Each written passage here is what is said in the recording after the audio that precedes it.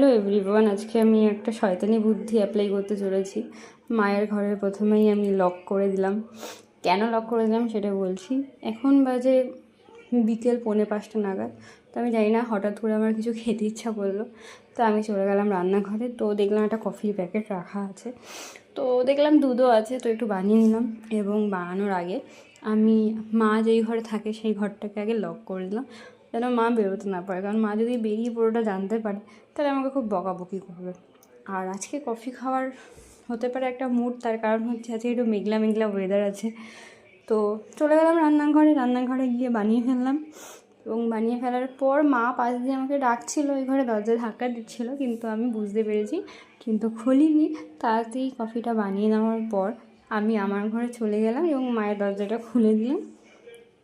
তারপরে আমার দরজাটা বন্ধ করে নিলাম এবং বসে পড়লাম কফি খেতে। এরকম ওকাম মাঝে মাঝে আমার হয়ে যায়।